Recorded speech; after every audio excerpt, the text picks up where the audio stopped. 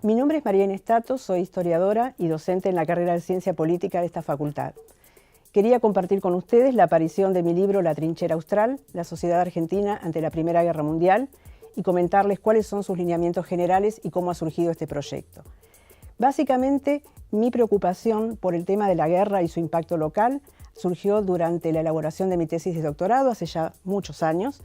en los cuales había advertido la centralidad que tenía la Primera Guerra Mundial para los contemporáneos de la Argentina. En ese sentido, me empecé a embarcar en la investigación a través del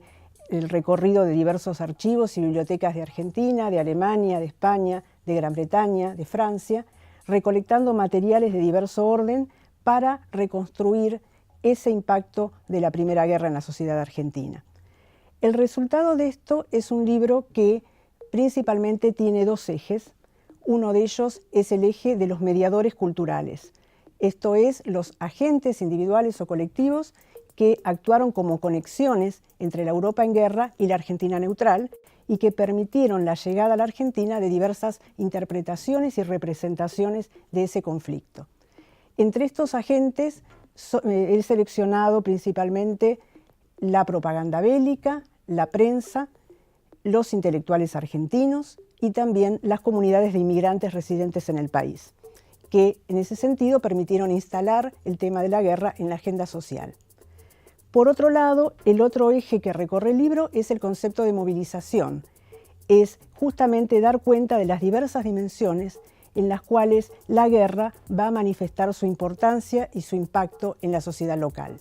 Y en ese sentido, la movilización tuvo un carácter cultural, puesto que involucró diferentes representaciones del conflicto y de su significación a partir de la identificación de los actores argentinos con determinados valores culturales e instituciones de la Europa en guerra. También fue una movilización de tipo económico, puesto que la sociedad argentina desarrolló un importante esfuerzo de recolección de fondos orientados a la ayuda humanitaria a las víctimas de la guerra. También fue una movilización militar, puesto que cientos de argentinos, que en algunos casos tenían vínculos familiares con los países en guerra, pero en otros simplemente adherían a algunos de sus valores, significó el enrolamiento, el involucramiento activo a nivel individual de cientos de argentinos como soldados en los ejércitos de la Primera Guerra Mundial.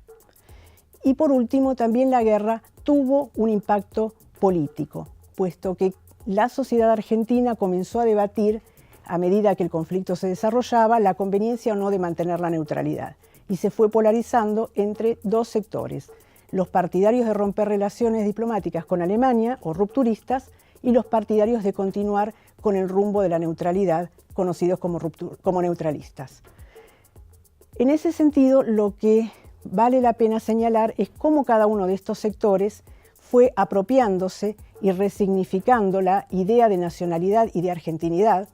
y cómo van a presentarse a sí mismos como los representantes exclusivos y excluyentes de los intereses nacionales. Esto va a tener un impacto directo en las luchas políticas del período y en las luchas partidarias que se van a desarrollar en los últimos años de la guerra.